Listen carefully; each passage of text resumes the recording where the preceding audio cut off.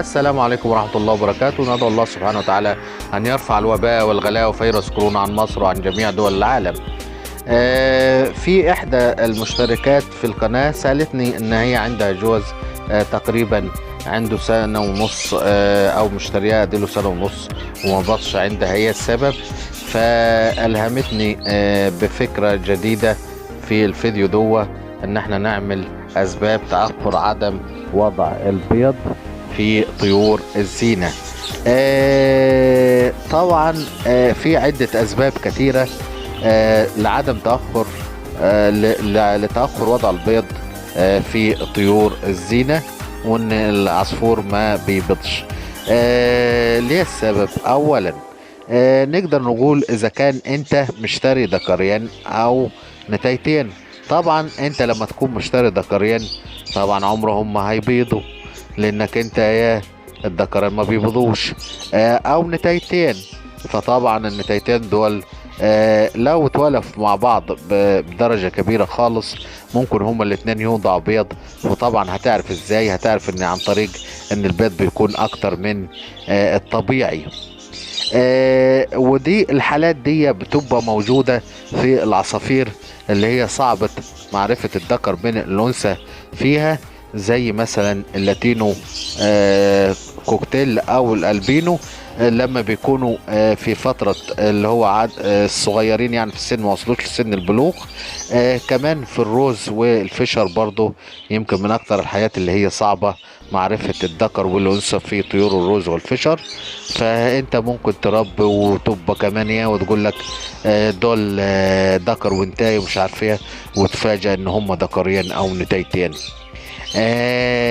تاني حاجة اللي هو من الامور اللي انت ما تخليش العصفور يوضع بيض او ينتج يعني او يتزاوج، اللي هو اذا كان انت بتحرك القفص في عدة اماكن، يعني تقعد كل ساعة والتانية تعمل تحريك في القفص وتشيله من مكانه وتحطه في مكان تاني مثلا، او تحطه في مطبخ درجة حرارة وغازات ورياح وحاجات زي كده طالعة من المطبخ، روائح يعني. فطبعا كله ده بيأثر في العصفور. كمان لو حطيت العصفور في مكان ما يحسش فيه بالأمان، مثلا في طيور جارحة أو في قطط أو كلاب بتخوف العصافير، فطبعا ده كله بيزعج العصفور فما بينتجش. لأن سبحان الله زي ما تكون غريزة يقول لك لو أنا طلعت ولادة هيحصل لهم مثلا هجوم او حاجة، فبيخاف على اولاده فما بينتجش اصلا.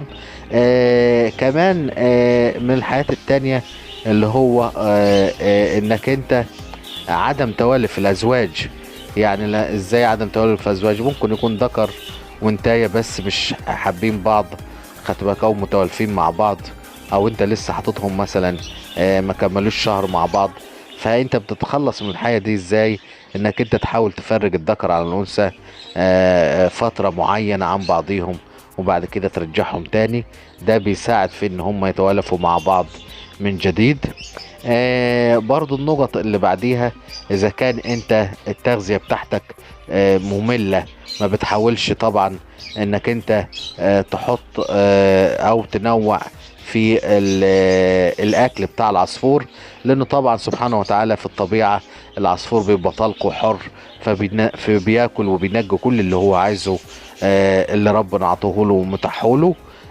لكن انت في الاسر طبعا فهو ما قداموش غير الاكل اللي انت بتحطه له، فطبعا عدم التنوع في الاكل وده بيسبب في ان العصفور يجيله زي ما ملل او ما بينتجش. النقطة اللي بعديها انك انت برضو قلنا التغذية، تحط فيتامينات بقى محفزة للطيور على ان هي تكون الانثى عنقود البيض، زي مثلا فيتامين الف د 3 ه، وده بتجيبه من الصيدليات البيطرية، او خدت بالك الجروفيت اللي هو البشري اللي هو تقريبا فيتامين بتاع اطفال. ده انا ما استخدمتوش بصراحة، لكن انا بسمع عنه في القنوات كلها.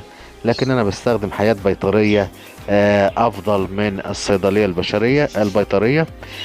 فطبعا حياة المخصبات والمحفزات دي مع التنوع في الاكل والشرب، فده بيساعد الطائر ان هو ينتج يتزاوج.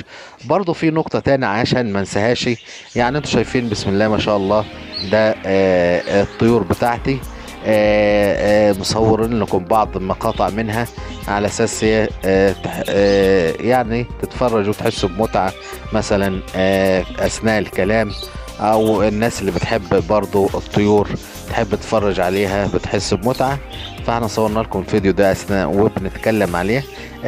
تاني الحتة اللي انا برضو ما انساش اقولها، اللي هو انك انت لما بيكون عندك زوج واحد، فده ما بيحصلش تشجيع للذكر والانثى على الانتاج. لكن لما انت تكون عندك عدة ازواج مع بعضيها، يعني زوجين جنب بعض او ثلاثة جنب بعضيهم، فطبعا ده كله بيشجع نفسه وبيغير، زي ما يقول سبحان الله العصفور بيغير. زي الستات مع بعضها تقول لك مش عارف مين الست الفلانية حامل، فانا عايز اخلف زيها ومش عارف ايه، وبيحصل غيرة. برضو الطيور بيحصل غيرة في مع بعضهم في حكاية التزاوج، بيسمع أصوات التزاوج مع بعضهم، فكله بيشجع بعضه على التزاوج.